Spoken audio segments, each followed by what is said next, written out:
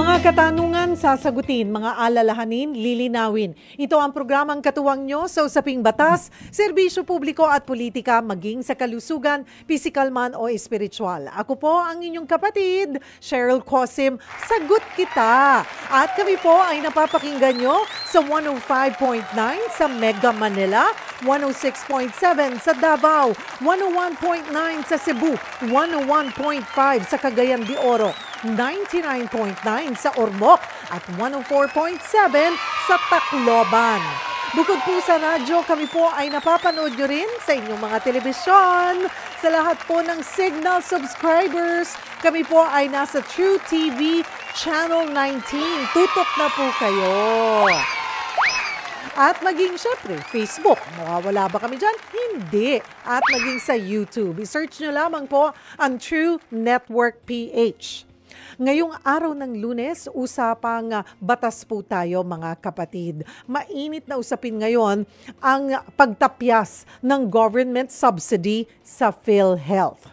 Yan ay leksyon daw sa hindi tamang paggasta ng state insurer. Pero para sa mga PhilHealth members, tuloy pa rin ang contribution. Kaya naman hindi yan dapat gawing excuse ng mga ospital para tanggihan o i-hold ang mga pasyenteng walang pambayad ng kanilang hospital bill. In fact, may mga batas na po tayong umiiral para riyan. Yan ang ating pag-uusapan maya-maya lamang kasama po ang ating guest lawyer. Kaya tutok na po dahil sagot ko kayo sa usaping batas. Ang ating question of the day, mga kapatid, sali po kayo sa ating discussion. Naranasan mo na bang matanggihan ng ospital at ano po ang inyong ginawa? Naranasan nyo na bang matanggihan sa ospital at ano ang inyong ginawa? Kung may gusto po kayong i-share, mag-comment lamang po kayo sa ating live stream. Siyempre, hindi po mawawala na may magkakamit. Isa po ang pipiliin natin na magkakamit ng 500 pesos. Merry Christmas! Merry Christmas! Ilang araw na lang ba? 9 na araw na lang. 9 days to go. Merry Christmas! Merry Christmas mga kapatid. 9 days na lamang po. Pasko na. So may pa 500 po tayo mga kapatid. Sige nga, next week. Ayan, next week, doblehin natin yan for the week of Christmas. Pero next week pa yung mga kapatid. Pero sali pa rin kayo sa ating discussion.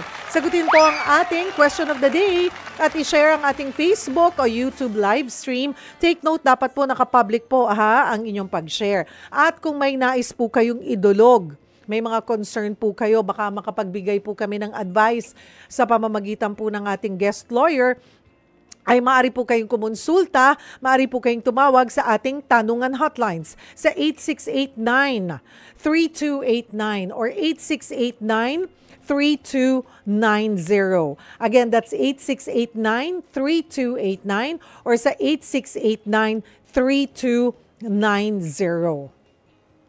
Mga kapatid, kasama na po natin live via StreamYard ang tinaguriang Pinoy Street Lawyer, Attorney DJ Jimenez. Siya po ay managing partner ng Jimenez Law Office. Attorney Jimenez, magandang hapon. Advance Merry Christmas!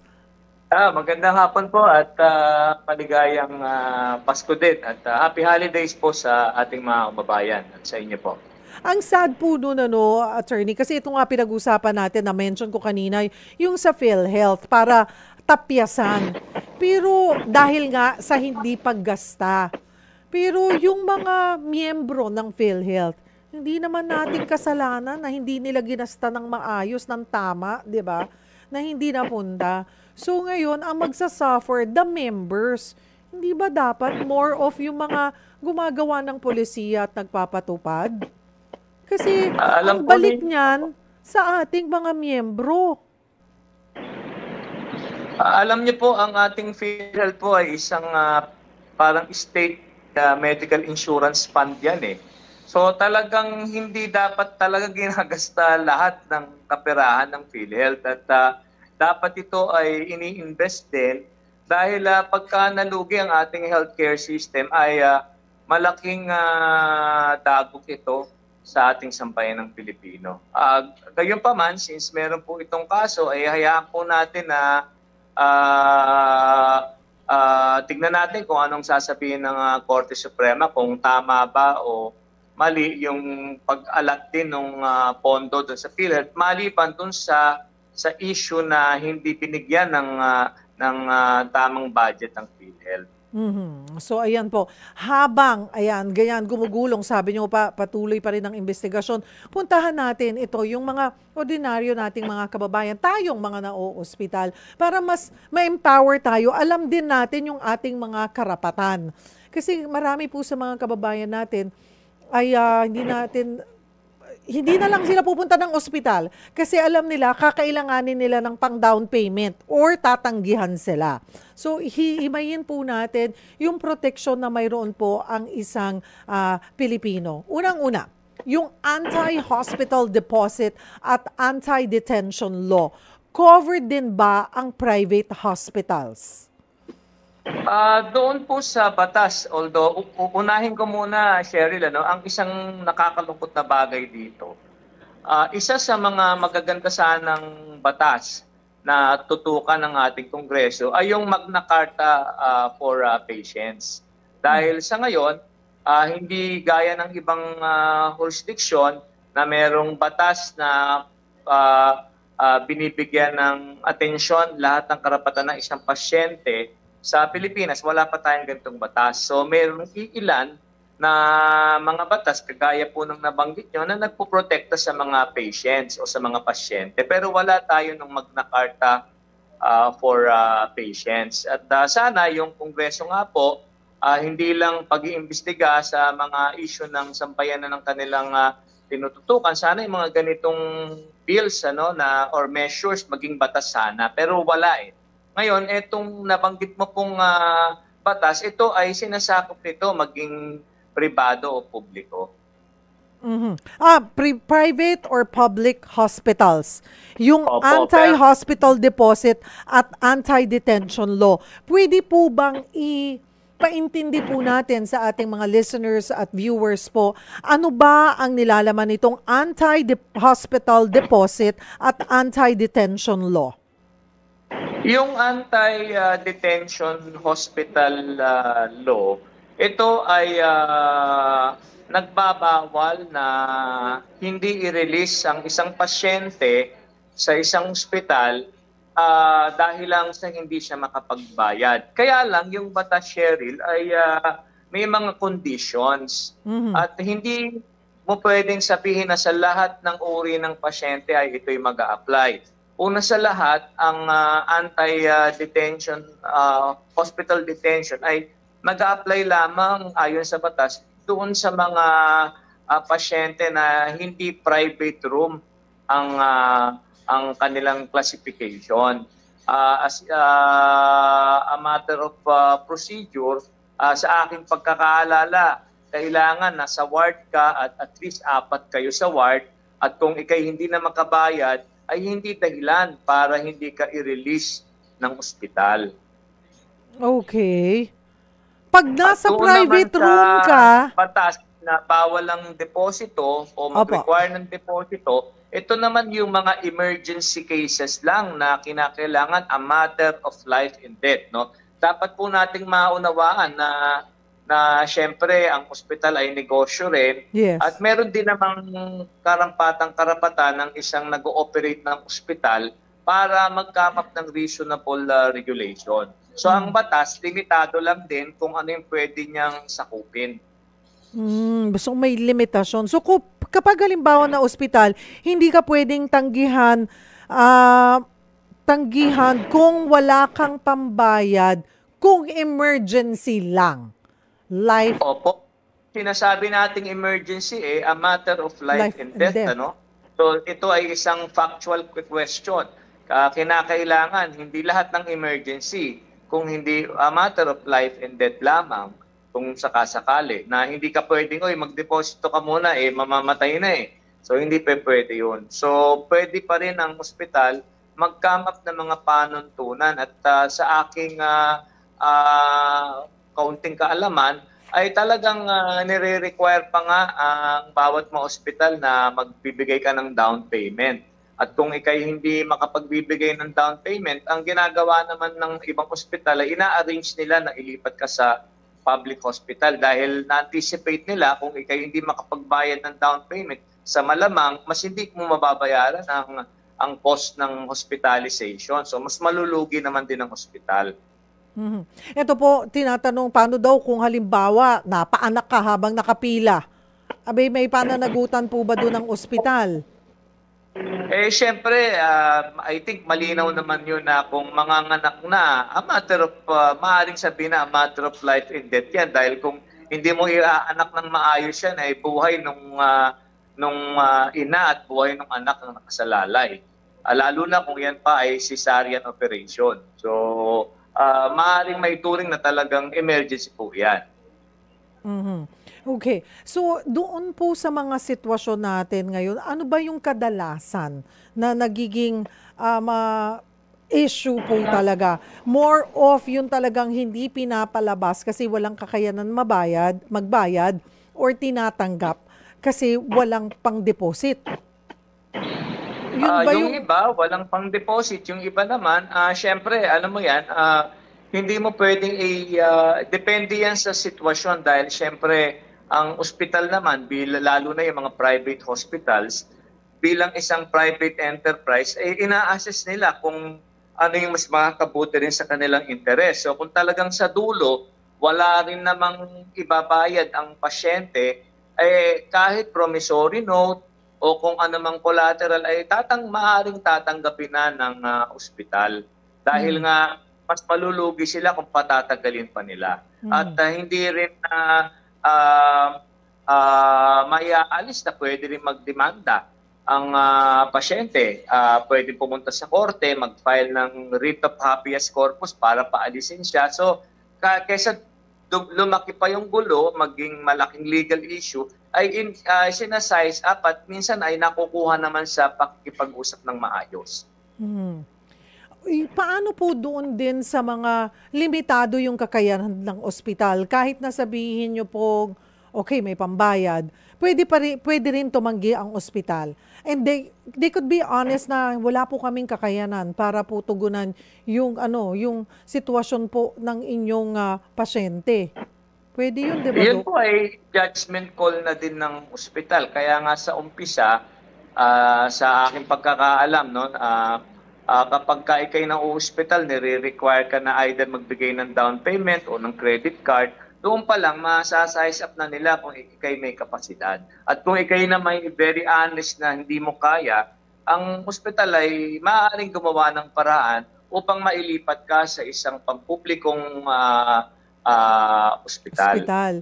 Pwede, ang tutulong sa iyo yung ospital kasi yung iba, parang saan po kami kukuha? Ambulansya. Hindi naman yun nila basta-basta i-release, di ba, Dok? Kasi pananagutan din nila yon na pinabayaan nila yung pasyente na alam na nila na delikado yung sitwasyon. They will arrange, hospital to hospital ang arrangement, di ba, Dok? Attorney? Opo, at minsan pumapasok din ng LGU o di umano, depende sa uri ng transportation na gagawin kasi yung ambulansya naman may mga private ambulance na pwede mong lapitan, may mga LGU na pwede, pero kung kailangan ng along the way, kung kailangan ng physician, so yan ay mga bagay na sa aking palagay naman isa sa alang-alang ng bawat ospital ang interest ng pasyente. Dahil yan ay sila ay merong hindi lamang dun sa mga batas na nilalabas na anti-hospital detention, kundi meron silang pananagutan bilang ospital na siguraduhin na ang kanilang mga pasyente ay hindi ma-jeopardize sa anumang sitwasyon, sa paglipat man o pagpapalabas man. Kaya minsan nagpipirma ng waiver o kung ano man. Mga kapatid, simula pa lamang po ng ating discussion, mamaya pag-usapan din natin, Attorney Jimenez, paano kung sa gitna, hindi alam naman natin na lahat nasasaid, hindi in-expect na ganun kalaki aabutin yung bill. Sa simula nakakapagbayad. Meron akong mga kwento, may mga kwento sa akin yung aking mga kakilala na kahit na may gamot sa ospital, hindi na nila binibigyan, pinapabili sa labas kasi mag-a-adapt dun sa bill. Or sasabihin na pag hindi kayo nakapagbayad ng partial doon sa existing bill, ititigil namin ang paggagamot. Naka-admit to doon na sa ospital, tinanggap nila. So ilan yan sa mga gusto nating itanong kay Attorney Jimenez? Baka may gusto rin po kayong idulog, iklaro, maaari po kayong tumawag sa ating tanungan hotlines mga kapatid, 8689-3289 or sa 8689-3290. Sumali din po kayo sa ating question of the day. Malay nyo, kayo po ang mapili natin na magkamit ng 500 pesos for today. At ang ating question of the day ay naranasan nyo na bang matanggihan ng ospital? At ano po ang inyong ginawa? Post na po kayo sa ating live stream. Mamaya po ay babasahin natin yan isa-isa. Oras natin mga kapatid, 4:23. Huwag po kayong bibitaw, magbabalik po ang programang Sagot Kita. Nagbabalik po ang programang Sagot Kita kasama pong inyong lingkod Cheryl Cose, mga ating question of the day. Naranasan nyo na bang matanggihan ng ospital at ano po ang inyong ginawa? Abay, maaari na po kayo mag-comment sa ating live stream. Malay nyo, kayo po ang manalo ng 500 pesos for today. Merry Christmas! Christmas. Punta lang po sa ating Facebook at YouTube at i-share po ang ating live stream. Kasama pa rin po natin ang tinaguriang Pinoy Street Lawyer, Attorney DJ Jimenez. Ayan, Attorney Jimenez, let's say, na-admit na po pero ayaw i-discharge. Punta tayo dun sa yung kaninang una na pag-usapan natin. Ayaw i-discharge ang pasyente dahil may balanse. Legal po ba ito? Nakakapagbayad naman, nagkataon lang may balanse pa, nagipit. Dito nga po papasok yung anti-hospital detention law. No? Kung ito'y sakop ng batas, hindi maaaring tanggihan dahil pinagbabawal ang pag-release ng pasyente dahil lang or pagbawal sa pag-release sa pasyente dahil siya ay walang kakayahang magbayad. Pero ang sakop lamang nito ay yung mga nasa ward na pasyente. So kung ikay nasa ward, at least 4 kayo, wala kang pambayad, hindi pwedeng tanggihan ng ospital na ikaw ay i-release. Pero kung ikaw naman ay nasa isang private room, ito'y hindi sakop ng ipinagbabawal ng batas at ito'y ang mag-govern nito yung tinatawag nating contractual relation ng ospital at ng pasyente. At kung sa pinirmahan mo, sa pagkaka-confine sa'yo, nakalagay doon na hindi ka pwedeng palabasin, not until makapagbayad ka nung hospital bills mo, karapatan pa rin naman, theoretically, ng ospital na tanggihan yung pag-release sa'yo. Pero sabi ko nga, ultimately, talagang kailangan mag-devise din ng ospital ng mga paraan para mapaalis ka rin. At ito ay sa pamamagitan siguro ng promissory note o kaya mag-offer ng collateral dahil nga sa dulo, kung hindi na nga makabayad, i-detain mo pa, hindi mas lalong lalaki yung hospital bill. So as a matter of policy, sa aking palagay ay sinusubukan lang ng mga hospital na kung hanggang saan pwedeng hindi ka pumayag. Pero ultimately, papayagan ka pa rin. At even without yung batas, sa akin namang pananaw din, pwede ka rin pumunta sa husgado at maaari kang mag-file ng habeas corpus at pwede mong sabihin na unreasonably dinidetain ka na ng ospital kasi willing ka na mahulugan ayaw ka lang paalisin So may mga ganung bagay na maaari ding option ng pasyente. Mm-hmm. So doon po sa promissory note, yan po ay agreement na makikiusap ka na lang sa ospital na magpo-promissory note na lamang po kami. Opo, yan ay hindi na bago at yan ay karamihang nire-require ng ospital at minsan hindi lamang promissory note may mga collateral pa minsan na pumapayag ang ospital, titulo, kung ano man, para lang ma-secure na sila ay mababayaran ultimately.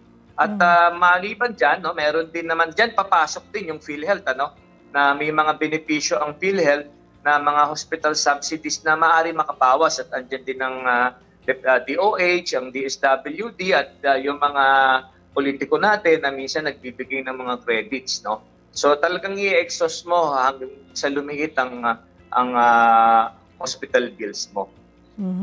Okay. So, pero hindi po lahat ng ospital papayag, ano? Kaya napakahalaga, attorney, paalalahanan po natin kasi may pipirmahan ka, di ba, bago ka ma-admit doon sa kanilang mga policies. Dapat, minsan kasi sa taranta mo na or kailangan ma-admit, pirma ka na lang ng pirma.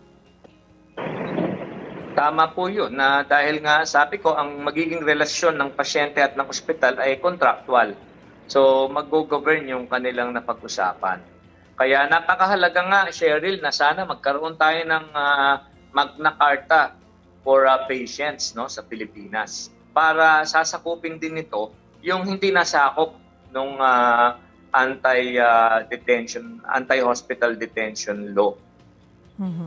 Meron po tayong madalas marinig yung no balance, no billing policy. Akala po ng marami ay it applies to everyone. Ano po ba ito? Kailan po ba ito na-apply? Sino po ang nakaka-avail nitong no balance, no billing policy? Sa akin palagay, siguro yan yung mga polisiya ng ospital, ano, na kinakailangan i-update mo siguro yung billing mo. Pero again, yan ay contractual na, no? Hindi yan sakop ng batas eh. So kung ano man yung pinirmahan mo na magiging agreement ninyo, kinakailangan ito ay tutuparin mo na. Maliban na lang kung sakop nito yung batas na nagbabawal na magkaroon ng down payment, no? So ito ay again contractual, no? And kung sakaling ikaw ay pasyente at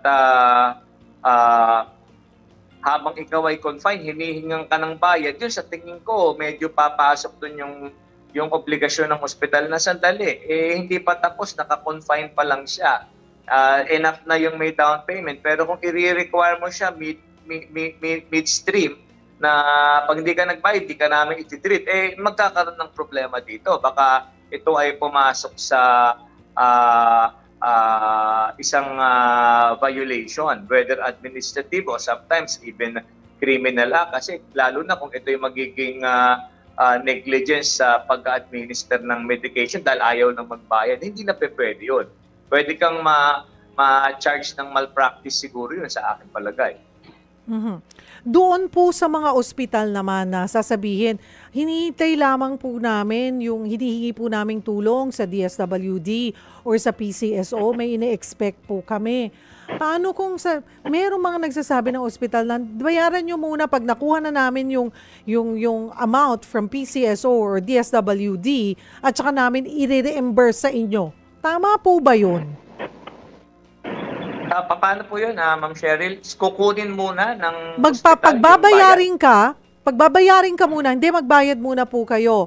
Sasabihin kasi ng pasyente, inaasikaso lang po namin, meron naman po, pwede po bang promissory note? Kasi meron naman po dadating na hinihintay lang namin i-release yung from PCSO or DSWD or any guarantee letter, ano po, na nahihingi natin na tulong from the government. Ang sasabihin ng isang ospital, bayaran nyo muna pag nakuha na namin yung nakapagbayad na, kasi di ba letter lang yun guarantee letter.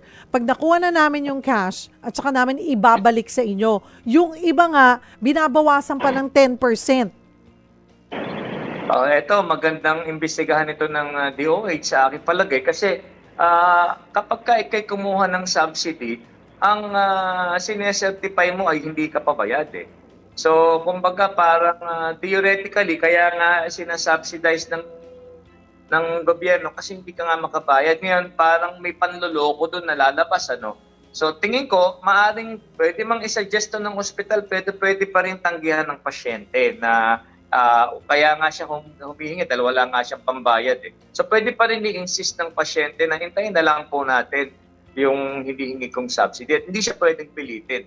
Oras na siya ay pilitin, sa palagay ko, ito ay may corresponding sanction doon sa ospital o doon sa tauhan ng ospital na nagpilit nito.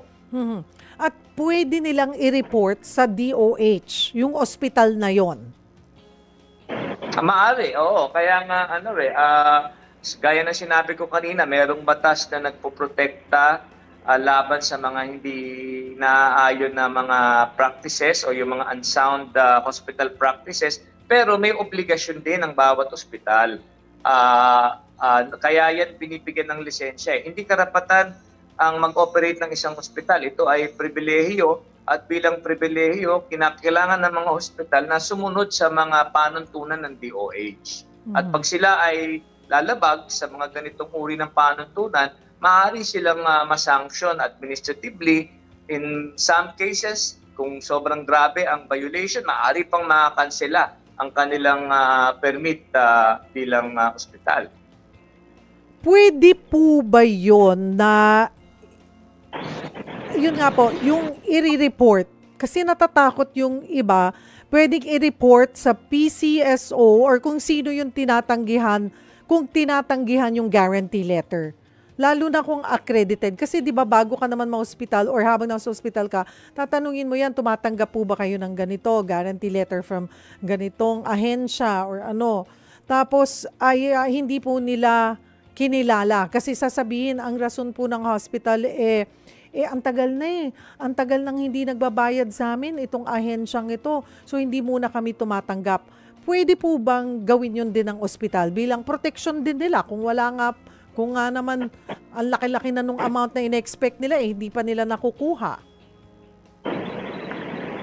Well, papasok dito yung kung ito ay sakop ba ng pinagbabawal na hospital detention. Siyempre, maaari pa rin sabihin hindi pwedeng tanggihan ng ospital. Pero kung ito naman ay hindi sakop ng batas at kung ang usapin ay pagtanggap sa kung anong bayad, maaari pa rin sa palagay ko na i-insist naman ng isang ospital bilang private enterprise na sige, bayaran mo muna.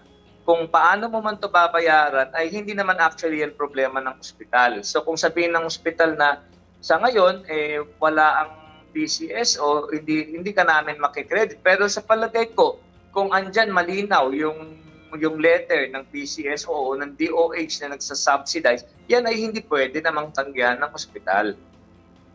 Lalo na if they're accredited, ibig sabihin meron talagang Yes, pati ang PhilHealth, di ba? Hindi pwedeng sabihin ng ospital na hindi namin tatanggapin ang PhilHealth. No? Dahil yan ay isa sa kanilang mga responsibilidad bilang ospital. Okay. Pwede ho bang gawing daw collateral yung mga personal na gamit sa unpaid hospital bills? Or depende pa rin yan sa ospital kung tatanggapin nila or hindi? Gaya nung sinabi natin po kanina, ito po ay usaping contractual, ibig sabihin na depende na lang sa parties. Maaring sa una, sasabihin ng ospital na hindi namin tatanggapin yan at sila ay may ganyang prerogative, maliban na lang kung sakop ito ng batas. Pero sa dulo, kung talagang wala ka nang maibibigay, maaaring palagay ko, for practical reasons, maaari pa rin sigurong tanggapin ng isang ospital kung talagang wala na silang maipipiga dun sa kanilang pasyente. Oo, meron po akong kaibigan, meron silang may-ari sila ng ospital sa probinsya. Makikita mo talaga, motor, cellphone. Ang sa kanila din naman, sabi nyo nga po, paano din kami magpapatuloy na patakbuhin ang ospital kung lahat ay ililibre? Mawawalan sila ng staff. Anything of value na pwedeng mapakinabangan, gagawin nila. Kasi kailangan din nating i-balanse. Hindi lamang ang interest naman ng pasyente, kundi ang interest din ng private enterprises po. Attorney, meron po tayong caller mula sa Malabon. Kasama natin si Darwin Rosel. Hi Darwin, magandang hapon. Hello po. Opo, ano pong tanong natin kay Attorney Jimenez? Attorney, para saan po ba yung waiver po sa mga hospital? Para saan daw, Attorney, yung mga waiver? Yung waiver po, actually, minsan standard yan, na walang pananagutan ang ospital sa kung ano man ang mangyari. Pero itong mga ganitong waiver, pag lumalabas na talagang may pagkukulang ang ospital, ito pong mga waiver na to ay binabaliwala rin naman ng korte. Kasi kadalasan, wala ka naman choice kung di pirmahan kung anong ipapapirma sa iyo. So, paminsan-minsan ay kung lalabas na may pagkukulang talaga, kahit pumirma ka ng waiver, pwede pa rin managot ang ospital. Although kadalasan itong waiver na ito, kapag naman lalabas ang pasyente, dahil kahit sinasabi ng ospital na wag muna, pero pinipilit niyang lalabas siya, doon magpapapirma ng waiver ang ospital. Kasi hindi nito sagot kung ano mangyayari paglabas. So, yan ay isang standard procedure lamang din naman para protektahan din ang interes naman ng ospital.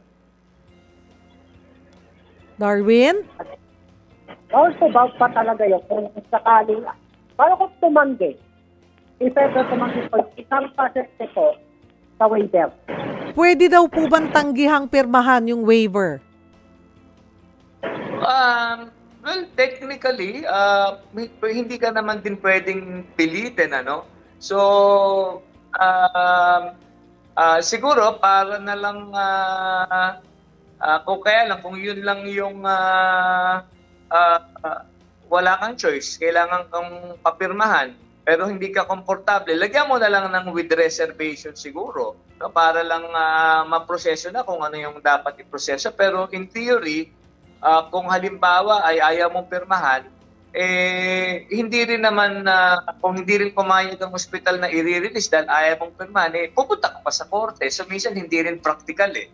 Kaya mas maganda, ilagay mo na lang siguro na with reservation. Dahil kung hindi mo naman masyadong naiintindihan kung ano yung pinapirma sa'yo, at least napirmahan mo. O kaya under protest o kung ano man. Dapat po mag-sharing. Salamat, Darwin. Pero yung mga waivers na yan, hindi lamang naman sa bills, yung sa procedures, 'di ba? Ipapaintindi sa'yo, ito po ang gagawing procedure, ganito po yung mga risk. Kailangan po namin kayong papirmahin ng waiver kung kayo po yung pumapayag doon at naiintindihan nyo yung mga risk. Di ba ganun yun, attorney? Opo kasama sa proseso yun eh. Kaya nga siguro in some cases, total naman ang kadalasan nagpapapirma ay yung staff lamang naman, di indicate mo na lang doon na with reservation. Sulat mo na kung ano man. Okay. Worst, namatay po yung pasyente pero i-hold ang bangkay at ayaw maglabas ng death certificate kasi nga ay hindi pa fully paid. Doon pa rin ba yan sa anti-detention? Hindi pwedeng hindi i-release ng ospital ang death certificate, lalo na kung ang purpose nito ay for interment. So kadalasang practice ng mga ospital ay inire-release ito, pero ang nakalagay doon for purposes only of interment. So para bang impliedly hindi ito pwedeng gamitin kung ikay magki-claim naman ng insurance o kung ano pa man. Siguro that is one way for the hospitals to make sure na kung sakasakaling hihingi pa uli sa kanila for purposes of insurance purposes, sasabihin nila, bayaran mo muna kami o di umano, ang insurance kailangan kami muna ang bayaran. Pero yung for interment purposes, hindi pwede. Kailangan i-issue po nila yun. At kadalasan tinatatak nga po yung for interment purposes. Pwede bang idiretso ng ospital ang bangkay sa private funeral home? Well, again, yung mga bagay na yan ay depende pa rin, no? Sa palagay ko, generally, kailangan may consent yan nung namatayan, ano? Kung saan niya dadalhin. So, kung wala siyang consent, kung wala siyang pinirmahan, baka at some point may pinirmahan siya, ino-authorize niya yung hospital na pwedeng dalhin ng hospital kung saan man, mag-govern yung contractual relations. Kasi nga, ito'y magiging contractual na. Depende sa napag-usapan nila. But in general, hindi pwede kung saan lang gustong dalhin ng ospital ay doong punerarya lamang nila pwedeng dalhin. Dahil yan ay karapatan naman nung kaanak nung nasawi. Kaya lagi po nating pinapaalala na babasahin muna po lahat. Kailangan naiintindihan po lahat. At kung meron kayong hindi naintindihan, magtanong lamang po kayo. Hindi para nai-explain din po. I'm sure the hospital will explain it din po. Oras natin mga kapatid, it's 4:47. Habol po kayo sa inyong mga tanong. Maaari po kayong mag-post or tumawag sa ating tanungan hotlines. Huwag po kayong bibitaw, magbabalik po ang programang Sagot Kita. Nasa huling bahagi na po tayo ng ating programang Sagot Kita at ang ating question of the day, naranasan mo na bang matanggihan ng ospital? Habol po kayo, baka kayo pa ang mapili namin na magkamit ng 500 pesos. Kasama pa rin po natin ang tinaguriang Pinoy Street Lawyer, Attorney DJ Jimenez. Attorney Jimenez, dito na po ako sa mga mensahe ng ating mga netizens. Ito po at may mga ilang tanong po din sila. Attorney Jimenez, sabi ni Lita Pilares, tanong ko lang po, kung ang pasyente namatay sa ospital habang nakapila, may karapatan bang magreklamo? Ano yan, case by case basis. Kung sakaling mapatunayan na nagkaroon ng pagkukulang ang mga doktor sa ospital, sa akin pong palagay ay maaari magkaroon ng liability. Pero kung sakaling lalabas na talagang it's unfortunate na habang nakapila inatake, namatay, hindi naman din insurer ang bawat ospital sa buhay ng mga pasyenteng pumupunta sa kanila. So ito po ay isang factual issue na case by case basis sa akin pong palagay. At sa dulo, nagiging responsable ang isang ospital kung merong malpractice na maipapakita. Kung halimbawa, mali yung in-administer na gamot o di umano ay malaking pagkakamali ang nagawa ng mga doktor sa pag-administer ng pasyente. So, depende po sa sitwasyon. Si Leila Santos, attorney, paano yung mga ayaw palipatin ng public hospital kasi may balanse pa? Kaya mas lalong natatambak po ang bayarin. Ayaw tanggapin ng public hospital? Hindi. Ayaw pong, paano kung yung mga ayaw palipatin ng from private, so tumataas na yung bill, di ba, sa private. So sasabihin ng pasyente or ng pamilyang pasyente, lilipat na lamang po namin sa public hospital kasi nabibigatan na po kami sa aming bayarin. Ayaw pumayag. Yun ang sa palagay ko ay isang, again, kung hindi ito sakop nung batas na hindi mo pwede i-discriminate dahil sa walang pambayad, in theory, pwede pa rin i-insist ng ospital na hindi, bayaran mo muna kami. Pero sa dulo, again, ito ay isang bagay na kailangan ng practical decision pa rin ng ospital. So, sa akin po palagay, in theory, kung ayaw pa rin pumayag, maaari nang lumapit sa abogado o sa korte o sa PAW yung pasyente para pilitin ng ospital na wala nang pambayad, ilipat mo na kami sa public hospital. At yun ay it's a legal issue na sa akin pong pananaw ay maaaring paboran din naman ng korte, dahil kung ang dahilan mo lang ay ayaw kang bayaran kaya ayaw mong ilipat sa public hospital, medyo ito ay manipis, kahit sabihin ng ospital na contractual, yung safety na ng pasyente ang at stake dito. So, sa akin pong palagay naman, makukuha pa rin yan sa maayos na pag-uusap. At sa dulo, papayag pa rin naman ng ospital. At may mga alternatibo ka na pwedeng ipresenta sa kanila, kagaya ng promissory note o di umano'y magbigay ka ng collateral para lang mailipat na. Dahil kung wala nang pambayad, walang pambili ng gamot, anong gagawin ng pasyente? Si Mark Mendez, paano po kung sa public hospital sinugod yung pasyente pero puno na po ang ospital? Dapat po yung ospital na yon ang magre-refer ng ibang public hospital? Yun nga, syempre, alam mo, Cheryl, again, factual din yan, Kung talagang kagaya nung COVID, di ba?